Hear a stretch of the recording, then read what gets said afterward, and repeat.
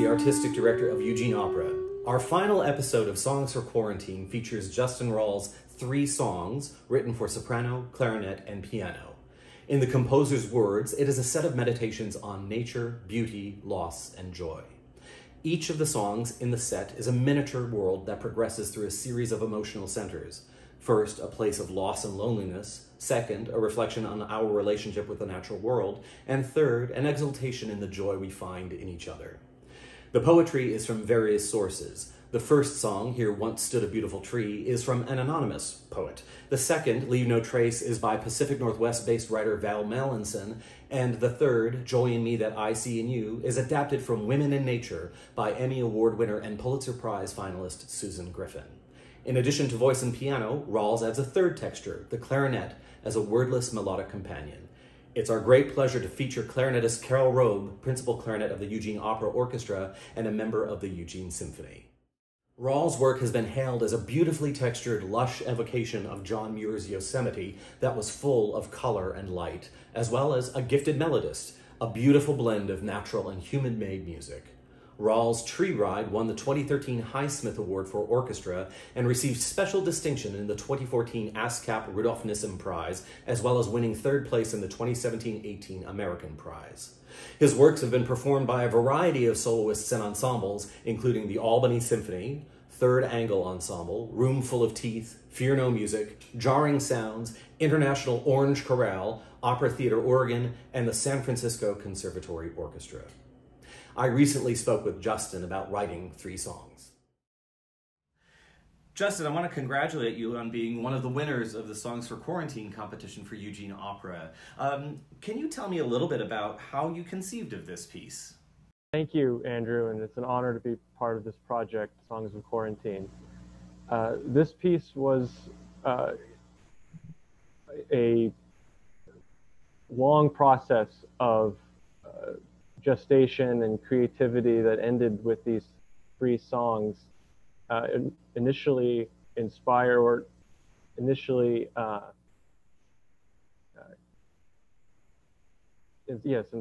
by my colleague Lisa Lipton, who's the clarinetist and co-director in Opera Theater Oregon with me, and her dear friend and godmother Jan Siebert passed away in the spring of 2020 and asked for me to compose a piece in her honor for a virtual concert she was having. So this was the catalyst, and I have these ideas of these songs kind of gestating for some time, and this was the final catalyst to complete them. Well, out of tragedy often comes beautiful reflection, and I feel that the 3 songs in particular have a progression to them, that we start with this idea of loss, the first lyric being, Here Once Stood a Beautiful Tree, then the second, really this almost mystical and mysterious text, starting with the idea of Leave No Trace, and then, of course, the joyousness of the 3rd song. When you were coming up with this progression, was that a personal journey of finding a journey from loss to acceptance to still remembering that there can be joy? Absolutely. Reflections of loss, memory, beauty, nature were all things that were important, and I wanted to highlight the fact that someone's life is not defined by their death or tragedy, but by the vitality of life and the joy of that, which Jan was such a supporter of my music and projects, and I just wanted to honor that, and also honor all of the lives lived and lost during this time. And I would say that in the choice of the text, the first one, Here Once Stood a Beautiful Tree, this is an anonymous text that I found on a sign that was posted to a telephone pole in the neighborhood in Seattle where I live. And right behind it, you can see the Space Needle and Puget Sound, and it says, Here once stood a beautiful tree, one among a forest that reached the sea. And it just, in that moment, I imagined the forest that once was, that now there's a city, that change. And a tree that stood and is now gone seemed reminiscent of these lives, and the precariousness and the vulnerability of life and nature during this time. I see it as all connected.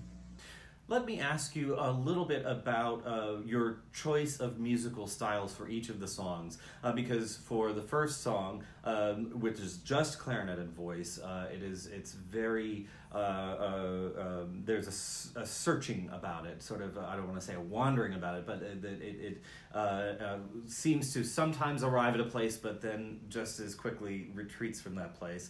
And the second feels yet slightly more grounded, but then the third, there's a joyousness that almost feels like folk music, American folk music, maybe even a little bit, I hate to draw comparisons, but Copland or Barber-esque in it. And I was wondering, again, was it the poetry that led you to these different musical styles, the meter of the poetry, the use of specific words and images? How did that come to influence the sort of accompanimental choices and style choices that you made?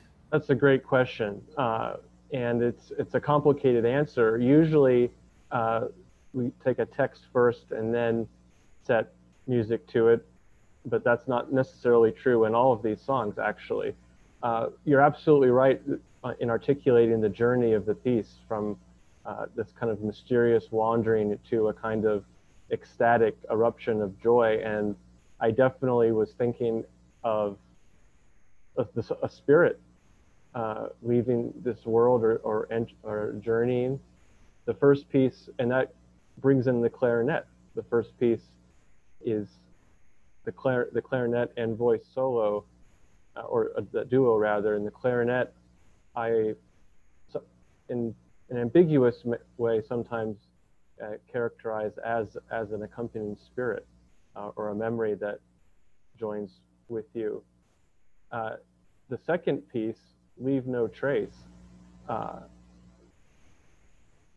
it is grounding, yet the text is actually a similar searching of kind of this analogy of a path in nature, which is a path in life or to something after. And the third song is folk inspired, though it actually was inspired and based upon my research in Andean Huayno music, which is a folk string band tradition. And in that sense, that song was actually a fully formed improvisation. I went to the piano one day and just wrote it right then and there, and adapted a text that I had been working with that I wasn't finding quite the right sound, and it just seemed to fall right into place, like it was just waiting for it. So your choice of the clarinet was right from the beginning of the conceptions of these songs. The clarinet has a very similar quality to the voice in its ability to spin very long lines. Did you find that there were technical challenges in writing for both voice and clarinet at the same time? Yes, absolutely. It's very challenging because, as you said, the clarinet shares the same range and oftentimes the same kind of lyricism and expressivity as the female voice specifically. And one of the most famous pieces in the repertoire, Schubert's Shepherd on the Rock, has a kind of ritornello form where the clarinet speaks and then the voice enters and then they duet. But in this case, I wanted to have more of a composite sound where the clarinet and voice are always interacting. And in this case, you can have wonderful doublings of the voice and clarinet at the clarino register, the high register of the clarinet, but also have lots of contrast with the shallow, the low register of the clarinet. And Leave No Traces, as you said, the stylistic difference, that for some reason that kind of fell into a kind of a cabaret song sound, with the clarinet kind of acting as an accompaniment, the same as a Benny Goodman or another jazz standard would. Well, Justin, I know that we're all living through times of great challenge right now, and finding projects and creating, I think, has been a particular challenge for almost everybody during this time. But what's next? What do you have that you're working on? Well, I have my second opera, which was my PhD dissertation, Song of the Most Beautiful Bird of the Forest, has yet to receive a reading or premiere, and it was going to April of last year, and then of course we had to shut down and indefinitely postpone. So I'm definitely going to be working on trying to realize excerpts of that and hear that, give that some life. But I've been working on lots of different things: media projects, applied composition, film music, trying to diversify and use this opportunity to experiment and do different things and just compose and create out of a creative impulse and center, not necessarily the promise of performance. Well, Justin RALLS, it's a pleasure to get to know you, and we're so thrilled to present 3 songs. We hope you've enjoyed our Songs for Quarantine project. Our goal was to introduce you to just a few of the myriad of incredible new compositional and poetic voices, and, if just a little, capture the essence of our times. All of us at Eugene Opera are deeply indebted to the incredible artists that made this project a reality. We would like to thank all the composers, writers, musicians, technical artists, and production staff involved. Now, here is Justin RALLS' 3 songs as performed by soprano Saori de Bruyn, clarinetist Carol Robe, and pianist Natalie Fortin.